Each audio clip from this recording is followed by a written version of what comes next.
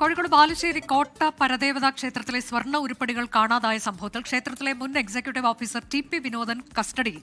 ക്ഷേത്രത്തിൽ കാണിക്കയായി കിട്ടിയ 20 പവനോളം സ്വർണ്ണമാണ് കാണാതായത്.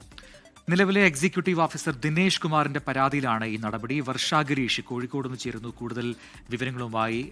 മുൻ എക്സിക്യൂട്ടീവ് ഓഫീസറാണ് വർഷ ഈ കേസിൽ ഇപ്പോൾ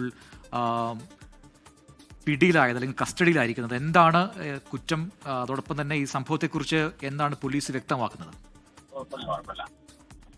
പ്രജിൻ 2023 വിനോദ് കുമാർ സ്ഥലം മാറിയതിനു ശേഷം ഇതുമായി ബന്ധപ്പെട്ട കണക്കുകൾ പിന്നീട് വന്ന ഓഫീസർമാർക്കൊന്നും കൈമാറിയിരുന്നില്ല. തുടർന്നാണ് നിലവിലെ ക്ഷേത്രത്തിലെ എക്സിക്യൂട്ടീവ് ഓഫീസർ ദിനേശ് കുമാറിന്റെ പരാതിയിൽ ബാലുശ്ശേരി പോലീസ് കേസെടുത്തത്. ഈ കേസിലാണ് ഇപ്പോൾ മുൻ എക്സിക്യൂട്ടീവ് ഓഫീസർ ടി.പി. വിനോദിനെ അറസ്റ്റ് ചെയ്തിട്ടുള്ളത്. 20 പവനോളം സ്വർണ്ണ ഉരുപ്പടികൾ കാണാനില്ല എന്നായിരുന്നു പരാതി.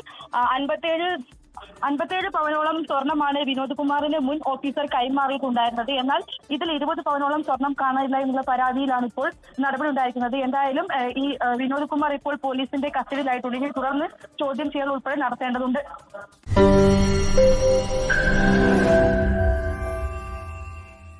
ലോകത്തെവിടെയായാലും ഏത് സമയത്തും 24 വാർത്തകളും ഓഗ്മെന്റഡ് റിയാലിറ്റി പാക്കേജുകളും എക്സ്പ്ലെയിനറുകളും വിശദമായി കാണാൻ ഞങ്ങളുടെ യൂട്യൂബ് ചാനൽ നിങ്ങൾക്ക് സബ്സ്ക്രൈബ് ചെയ്യാം.